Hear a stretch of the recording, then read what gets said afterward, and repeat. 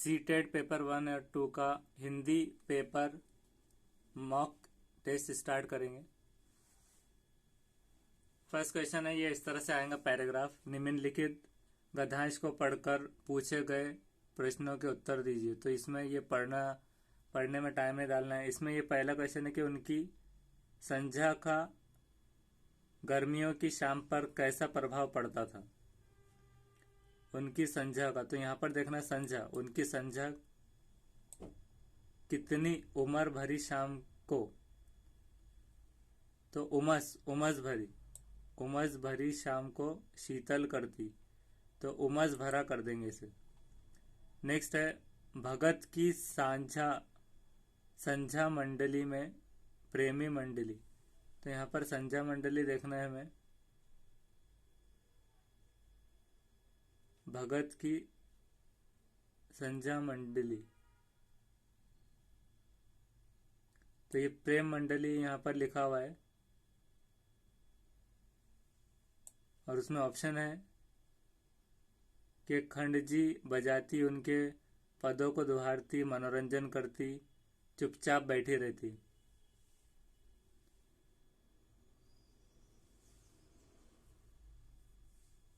तो प्रेम मंडली उसे दोहराती, उसमें लिखा हुआ है, तो उसे दोहराती, उनके पदों को दोहराती, ये करना है। नेक्स्ट है, भगत के नृत्य का क्या प्रभाव होता था। भगत के नृत्य का, तो यहाँ पर देखना है कि नृत्य कहाँ लिखा हुआ है।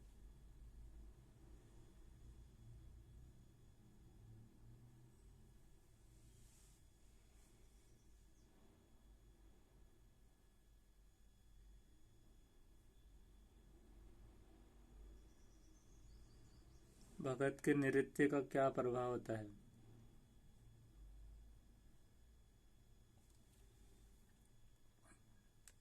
तो यहाँ पर ये पैसेज में यहाँ पर लिखा हुआ है कि भगत नाच रहे हैं और उनके साथ ही सबके तन और मन नृत्यशील हो उठे हैं। सारा आंगन नृत्य और संगीत से ओत प्रोत है। तो यहाँ पर सभी लोग नृत्य और संगीत के आनंद में डूब गए थे, उसका मतलब ये रहेगा। सब थक कर बैठ जाते थे नहीं है, और सब भाव व्यवहार हो गए थे नहीं, सब भक्ति में लीन हो गए थे नहीं, सभी लोग नृत्य, हाँ सेकंड लेना है कि संगीत के आनंद में डूब गए थे। नेक्स्ट है, मन का तन पर हावी होने का तात्पर्य है। मन का तन पर हावी होने का तात्पर्य क्या है। संगीत। इसे फिलहाल हम फर्स्ट कर देंगे। फर्स्ट और फोर्थ में कंफ्यूजन है, तो हम तन पर मन की जीत सम्मुख, तो अभी फोर्थ कर देते हैं। आनंद विशेष में मन का लीन हो जाना, कि आनंद होना, ये कर देते हैं हावी होने का। नेक्स्ट है, धीरे स्वर ऊंचा होने लगता वाक्य में धीरे धीरे जो पद व्याकरण की दृष्टि में क्या है। विशेषण है, सर्वनाम है, क्रिया विशेषण है या संज्ञा। तो इसे हम संज्ञा कर देंगे। तो इसमें फोर्थ ना करते थर्ड हम कर देंगे क्रिया विशेषण, और इसको सेव कर देंगे, सेव करेंगे। उसके बाद अब नेक्स्ट है कि निम्र में, तो निम्र में से कौन सा मौन वचन का महत्व है। मौन वचन कौन सा है। मौन वचन में नेत्र और मस्तिष्क सक्रिय रहते हैं, और मौन वचन में छात्रों को पढ़ाना आसान हो जाता है।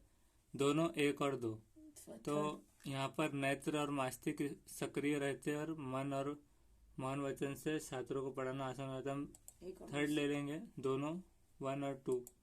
नेक्स्ट, निम्र में कौन सा शाश्वत वाचन का गुण है। शुद्ध उच्चारण। तो फर्स्ट है कि शुद्ध उच्चारण, और है उचित बल विराम। थर्ड है दोनों 1 और 2, और इनमें से कोई नहीं। तो निम्न कौन सा सस्वन वाचन का गुण है। तो शुद्ध उच्चारण, उचित बल विराम, या फिर दोनों। इसमें हम जो है तो अभी फिलहाल सेकंड होना यहाँ से हम वाचन का गुण है, तो दोनों ले लेते हैं अभी फिलहाल, इसका बाद में देखेंगे आंसर। नेक्स्ट है पठन कौशल से अभिप्राय है। पठन कौशल से अभिप्राय है लिपि चिन्हों की पहचान, शब्दों को पढ़ना, वाक्यों को पढ़ना, पढ़कर समझना। तो पठन कौशल से अभिप्राय क्या है, तो हम इसको पठन कौशल शब्दों को पढ़ना कर देते हैं अभी फिलहाल। नेक्स्ट करेंगे छात्रों को गृह कार्य देते समय, घर काम होमवर्क देते समय शिक्षक को क्या ध्यान रखना चाहिए कि गृह कार्य अवधारणा से संबंधित होना चाहिए या गृह कार्य में निरंतर स्वरूप निर्देश होना चाहिए, या फिर दोनों एक एवं दो कि गृह कार्य अवधारणा में से संबंधित होना चाहिए, गृह कार्य में निरंतर स्वरूप निर्देश होने चाहिए। तो हम दोनों एक और दो कर देंगे। नेक्स्ट है लेखन के कौशल में कौन सा पक्ष सबसे महत्वपूर्ण होता है। लेखन के कौशल में प्रिंट समृद्धि, वातावरण, या फिर अपने अनुभव की लिखित अभिव्यक्ति, या कार्य प्रशिक्षक की लिखित प्रतिक्रिया, या सुंदर लेखन का यांत्रिक अभ्यास। तो लेखन के कौशल में सबसे कौन सा पक्ष सबसे महत्वपूर्ण होता है, तो यहाँ पर से अभी हम फिलहाल अभी सुंदर लेखन कर देते हैं, बाद में इसका आंसर देखेंगे। नेक्स्ट है कपट का व्यवहार करने वाली कहावत निम्नलिखित में कौन सी है कि बॉबी में हाथ तो डाल मंत्र में पढ़ूं, बॉबी में हाथ टू डाल मंत्र में पढ़ूं, खोदा पहाड़ निकली जोहिया, हाथ सुमरिनी बगल कतरिनी, खज जाने खग ही की भाषा। तो कपट का व्यवहार करने वाली, कपट का, तो अभी यहाँ पर कपट कीना कपट जो होता है तो उसके हिसाब से हम थर्ड कर देंगे कि हाथ सुमरिनी बगल कतरीना। नेक्स्ट करेंगे क ख ग को का खा ग या कै खे गए उच्चारण कितना करना किसका परिणाम है। अशुद्ध उच्चारण का है कि अशुद्ध लेखन, क्षेत्रीय बोलियों का, या अशुद्ध पठन का। तो लास्ट कर देंगे अशुद्ध पठन का। नेक्स्ट करेंगे नागपुरी संतरे प्रसिद्ध है, इस वाक्य में नागपुरी शब्द में विशेषण है, गुणवाचक है, संख्यावाचक है कि व्यक्तिवाचक या परिमाणवाचक। तो गुण मतलब किसी की अच्छाई वगैरह उसके गुण, संख्या तो क्वांटिटी होंगी, व्यक्ति बोले तो वो इंडिविजुअल, और परिणाम उसका रिजल्ट, तो गुणवाचक हम कर देते हैं फिलहाल। नेक्स्ट करेंगे यदि एक छात्र हिंदी भाषा में कमजोर है तो आप उसे ट्यूशन पढ़ाने की सलाह देंगे, उसे परीक्षा के समय उत्तर लिखने में सहायता करेंगे, उसे पुस्तकों से पढ़ने कर सलाह देंगे, उसे व्यक्तिगत रूप से कुछ अतिरिक्त समय देकर परिश्रम कराएंगे। तो लास्ट लेंगे हम उसे व्यक्तिगत रूप से कुछ अतिरिक्त समय देकर परिश्रम कराएंगे। नेक्स्ट है उपचारात्मक शिक्षण की सफलता मुख्यतः निर्भर करती है किस पर कि बच्चों की सामाजिक पृष्ठभूमि पर, या फिर समाज की संस्कृति धरोहर पर, या फिर समस्याओं के कारण की सही पहचान एवं उपचारात्मक प्रयास पर, या उपरोक्त में से कोई नहीं है। तो उपचारात्मक शिक्षण, अभी फिलहाल हम इससे समस्याओं के कारण की सही पहचान या उपचारात्मक प्रयास पर कर देंगे। नेक्स्ट है मौखिक कुशलता में क्या शामिल है, तस्म शब्दों के प्रयोग की कुशलता, या तीव्र गति से बोलने की कुशलता, या फिर बोलते समय दृष्टांतों का प्रयोग करने की कुशलता, या विभिन्न प्रकार की औपचारिक अनौपचारिक चर्चाओं में बेझिझक बोलने की कुशलता। इसे हम मौखिक फिलहाल में में थर्ड कर देते हैं। तो मौखिक में जो सही कुशलता शामिल है तो बोलते समय दृष्टांतों का प्रयोग करने की ये कर देंगे। नेक्स्ट है पठन कौशल्य का दूसरा नाम क्या है? लेखन कौशल, मौखिक अभिव्यक्त कौशल, वाचन कौशल या फिर श्रवण कौशल। तो इसे हम फिलहाल में सेकंड कर देते हैं, मौखिक अभिव्यक्त कौशल। नेक्स्ट करेंगे कि बालक में भाव एवं विचारों की अभिव्यक्ति का प्रवाह क्या होता है? सुनने में, बोलने में, पढ़ने में या उपरोक्त सभी में? बालक में भाव एवं विचारों की अभिव्यक्ति का प्रवाह किस में होता है? इसे हम फिलहाल थर्ड कर देते हैं, पढ़ने में। नेक्स्ट करेंगे यदि कोई छात्र आपके प्रश्नों का जवाब नहीं दे पाता तो आप उसे सजा देंगे, आप समय उत्तर बता देंगे या फिर अन्य छात्र से वही प्रश्न पूछ लेंगे या छात्र के उत्तर न देने का कारण जानेंगे। तो अभी फिलहाल हम फोर्स कर देंगे कि उत्तर न देने का कारण क्या है, क्यों नहीं दे पाया, पूछ कर फिर बता सकते। नेक्स्ट करेंगे कि दूरदर्शन शिक्षण में किस प्रकार का सोपान है? दृश्य सामग्री, श्रव्य सामग्री, दृश्य श्रव्य सामग्री, इनमें से कोई नहीं। तो ऑडियो एक होता है ऑडियो एड और एक होता है विजुअल एड। तो ये टीवी में ऑडियो विजुअल दोनों होता है, ज़्यादातर टेलीविज़न।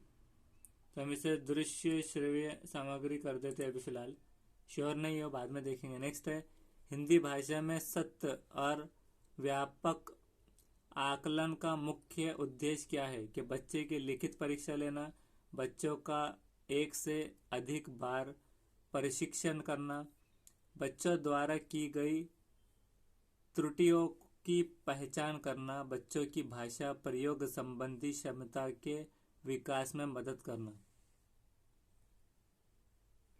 तो इसे हम थर्ड कर देंगे अभी, बच्चों द्वारा। तो इसका बाद में देखेंगे अभी थर्ड करके। नेक्स्ट करेंगे व्याकरण संबंधी अशुद्धियों को दूर करने के लिए एक शिक्षक को किस पर विशेष ध्यान देना चाहिए? व्यक्तिक संबंधी अशुद्धियों को दूर करने के लिए श्रुत लेखन व्यायाम करवाना चाहिए या फिर गायन, संगीत, वाग। तो श्रुत लेखन हम ये कर देते हैं फिलहाल, इसका बाद में देखेंगे आंसर। नेक्स्ट है भाषा शिक्षक को समय अपनी भाषा प्रयोग की क्षमता बढ़ानी चाहिए क्योंकि वो भाषा का शिक्षक है इसलिए, या फिर विद्यालय का निर्देश या आदेश इसलिए, या फिर इससे वो दूसरों पर प्रभाव डाल सकता है, या फिर उसका भाषा प्रयोग कक्षा में भाषा वातावरण का निर्माण करता है। तो फोर्थ कर देंगे कि उसका भाषा प्रयोग कक्षा में भाषा वातावरण का निर्माण करता है। नेक्स्ट है बच्चों का भाषाई विकास सर्वाधिक रूप से निर्भर किस पर करता है? पाठ्य पुस्तक पर, समृद्ध भाषा परिवेश पर, या फिर आकलन की औपचारिकता पर, या संचार माध्यमों पर? तो बच्चों का भाषाई विकास सर्वाधिक रूप से किस पर निर्भर करता है? पाठ्य पुस्तक, समृद्ध भाषा, आकलन की औपचारिकता पर।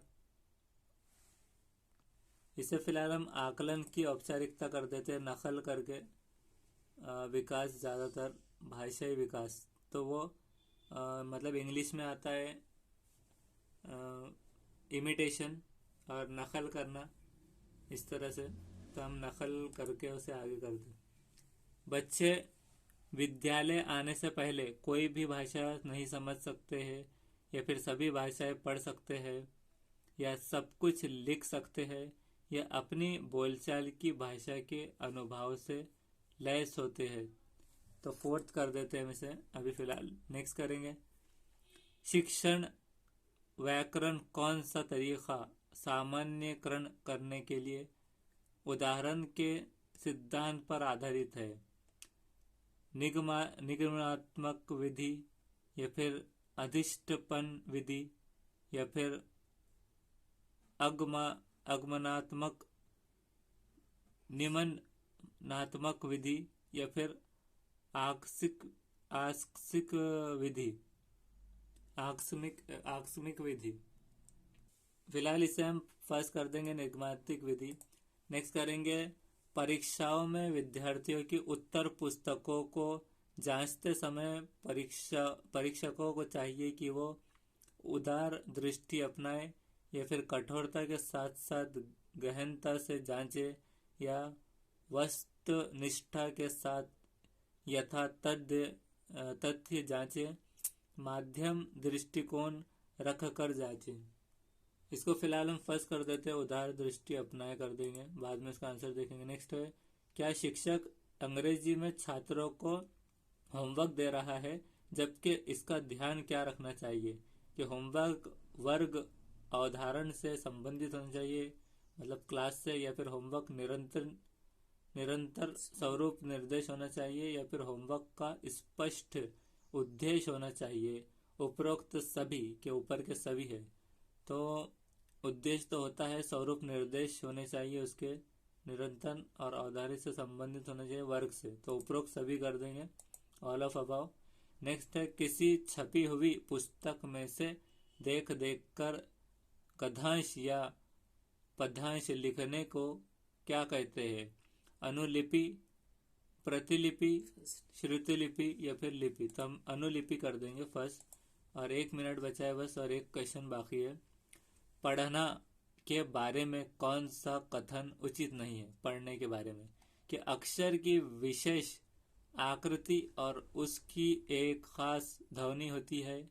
पढ़ना उद्देश्यपूर्ण एवं चुनौतीपूर्ण हो। पठन सामग्री की बच्चों की समझ और पूर्वानुभव से संबंध होना चाहिए, या फिर सक्षम पाठ्य प्रत्येक शब्द पर ध्यान देते हैं। तो पढ़ना के बारे में कौन सा कथन सही नहीं है, इसे हम फिलहाल अभी फर्स्ट कर देते हैं कि विशेष आकृति और इसकी एक खास ध्वनि होती है, ये कर देंगे सेफ। और अभी 1 मिनट पहले हमारा ये सारा ख़त्म हो गया, मतलब मैनेज्ड वे में हो गया, तो इसे हम एंड करते हैं अभी और देखते हैं कौन से सही है कौन सा गलत। तो टोटल 16 करेक्ट है और 14 इनकरेक्ट है, जिसको हम नेक्स्ट वीडियो में देखेंगे। और अभी हम आपको बता देते हैं कि सेकंड गलत था, 4th, 6th, 8th, 12, 13, 14, 17, 20, 22, 23, 24, 25, 26, और इसमें से ये तो तकरीबन सही आ गए पूरे। तो इस तरह से ये गलत हुए हैं बहुत ज़्यादा, तो इसे हम नेक्स्ट वीडियो में देखेंगे कि उसके सही आंसर्स क्या थे।